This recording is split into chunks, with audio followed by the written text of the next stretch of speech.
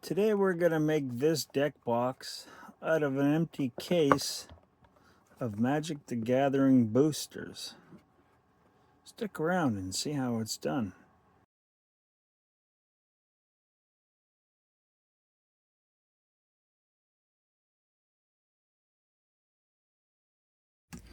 To do this project, you're going to need the following supplies: some paperboard and a stencil, a round electrical cover plate, a pen, a cutting board, some liquid glue.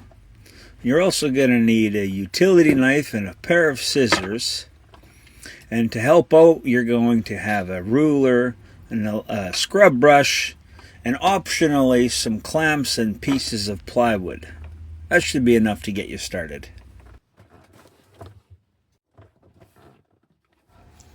Let's begin with putting the stencil on top of the paperboard and trying to figure out how you're going to cut it out, how many pieces you're going to need, which piece is going to come from where, and how you can tie it all together.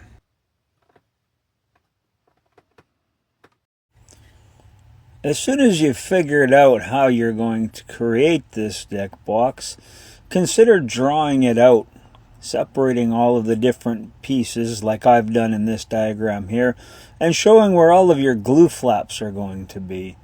Double checking to make sure that there's enough room on the paperboard to be able to add those glue flaps where you want them.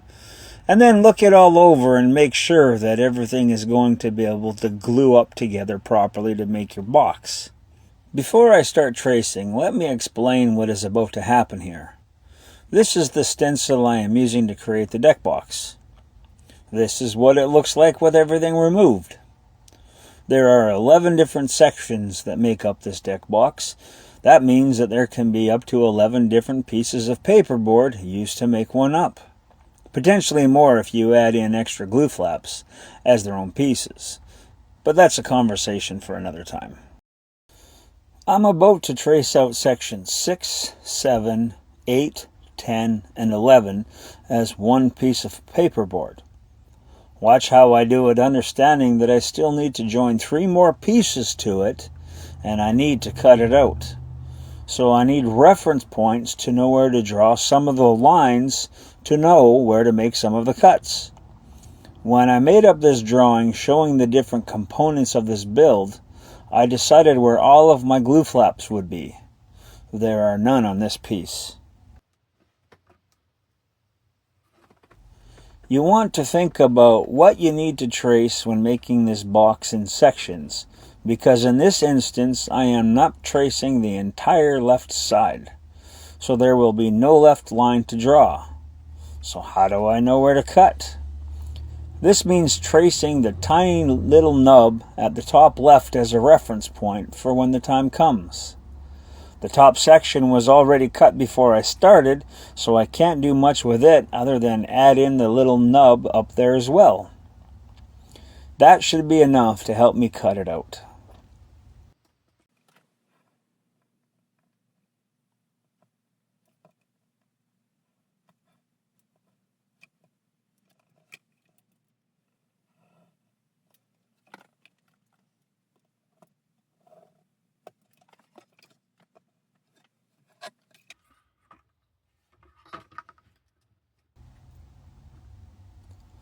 I drew in that line right away and then cut out the entire section. Don't worry, I know how to cut really fast.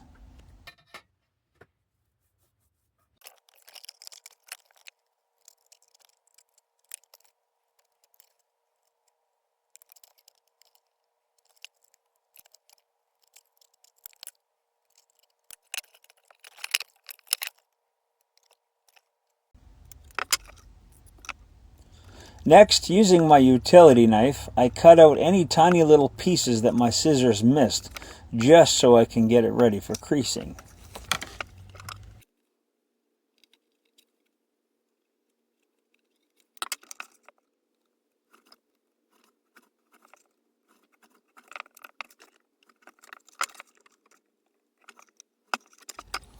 Piece number 2 uses sections 1, 4, 5, and 9. I will have a glue flap on both sides of section 5. I wanted to speed this part up but didn't, to show you the thinking involved here. Which way do I want the words to be? How will I fit them in the piece, including the top and bottom flaps? How do I fit in two glue flaps? How do I join in the right glue flap? Sometimes there are several things to consider at once, things that you likely won't think about until the time comes. That is, at least until you get some experience with this.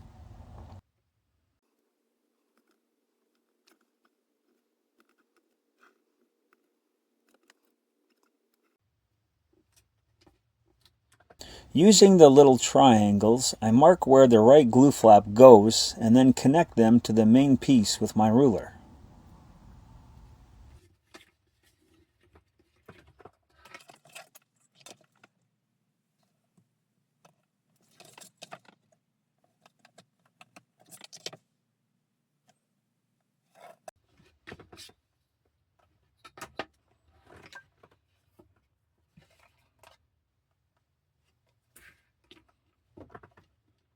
While we are here, I traced out section 2, just a tiny top flap, and then created my own glue flap for it.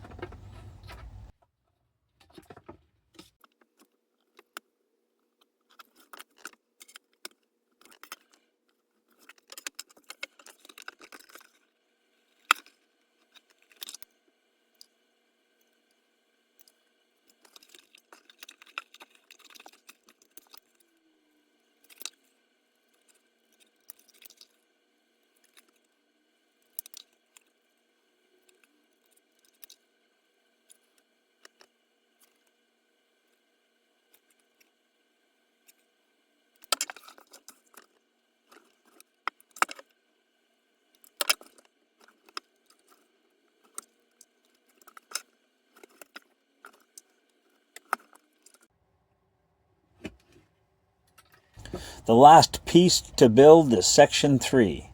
I just picked one of the two sides that were the same on the packaging and decided on the best spot.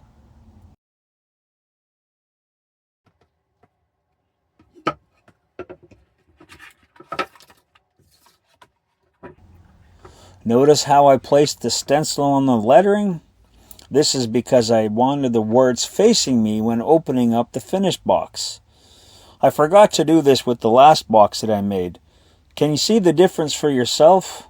Look which way the letters are facing compared to the front of the box.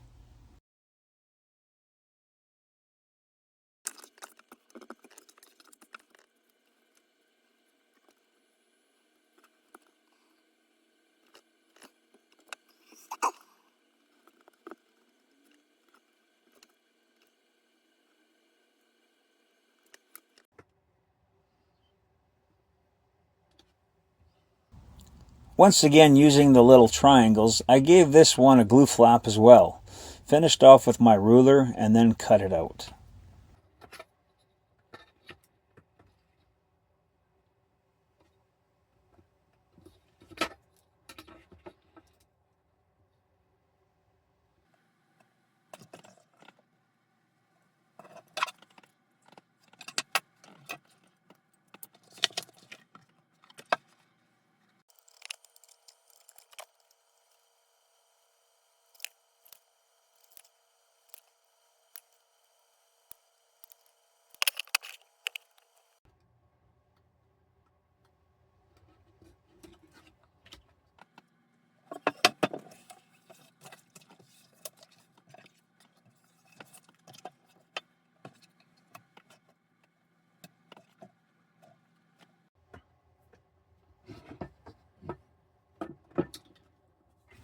Flip over all of your pieces and start drawing lines where all of the creased lines will be. Pay close attention to where these lines are based on the cuts you made when forming the different pieces. This sounds a bit silly saying that, but if you get this part wrong or are even off by a little bit more than a millimeter, your finished box will look deformed.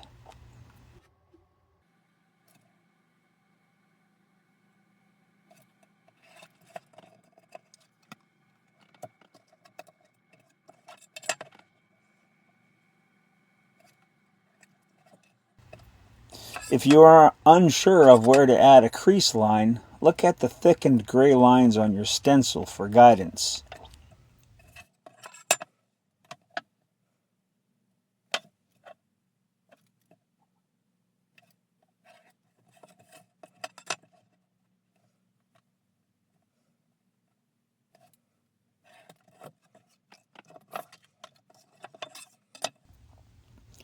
Because of the way that this piece was cut out, there was no way to mark where the front and bottom sections are divided. So notice how I used the different dimensions written on the stencil to figure this out.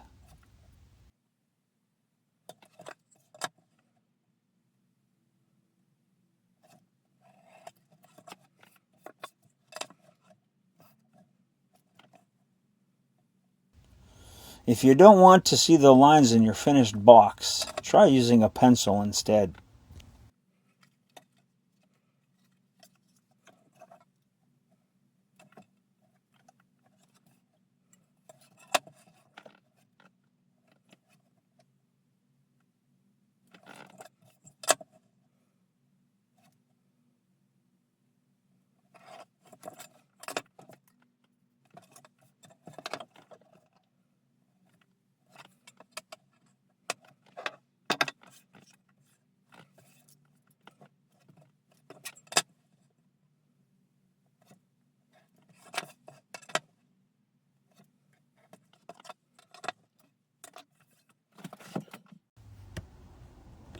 Before you start creasing, either put on a glove or protect your hand, or else use a big enough piece of scrap paperboard.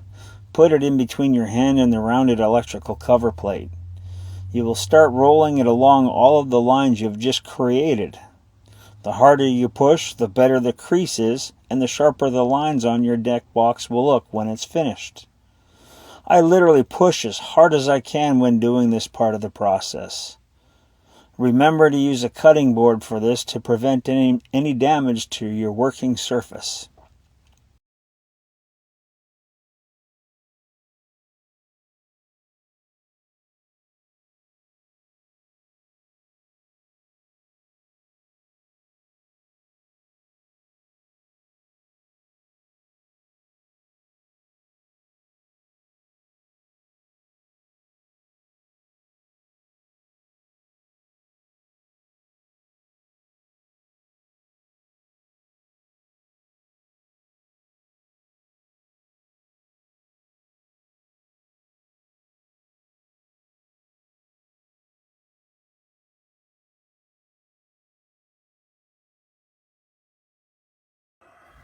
It doesn't matter which order you do this in, but you will need to bend all of your creases, and then any surface areas that will be glued must have some to all of the waxy surface area scraped off.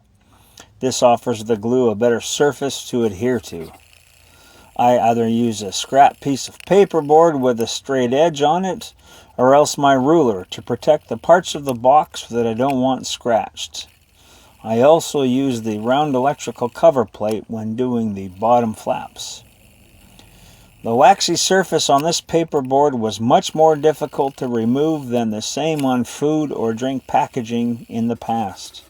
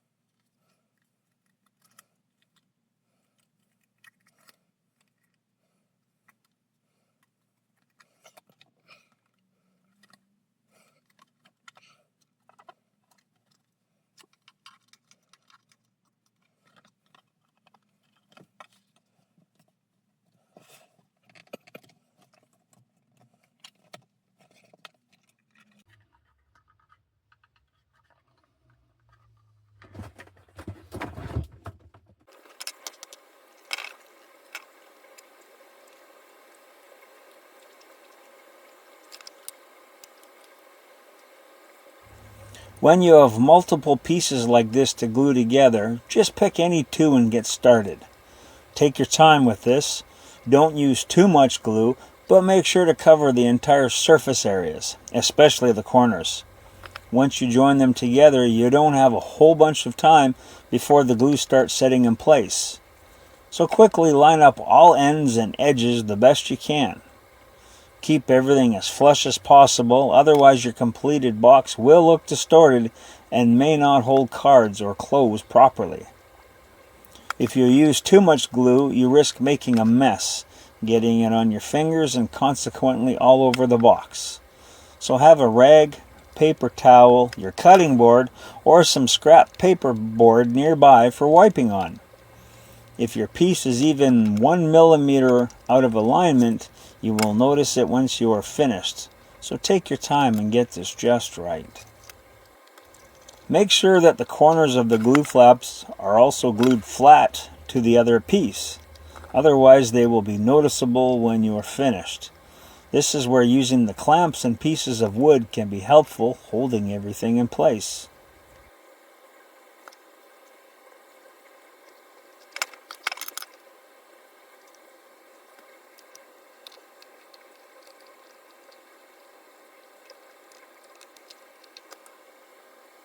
This is the top piece. I am only gluing on the glue flap.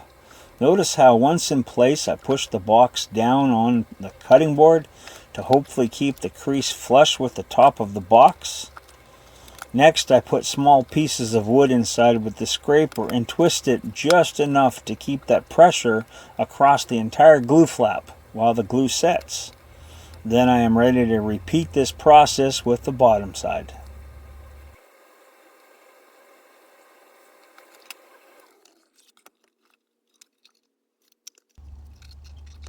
Sometimes you have to trim the outer edges of the lid flap. It just happens. Don't forget to write the size of the deck on the bottom piece right in the middle or on one of the bottom flaps so that you will always know what it can hold, especially if you have several different deck sizes.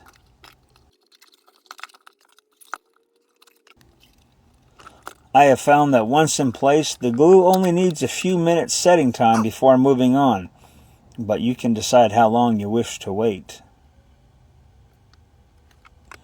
I strongly recommend you try a few of these with paperboard that you don't care about if it gets wrecked or not, until you get more familiar and comfortable with the process, because there is nothing more frustrating than making a mistake on the only good piece of paperboard you have, and then having no other option but to throw it out. Check out our Facebook page for more tips, tricks, and inspiring ideas for how to make the best deck boxes possible.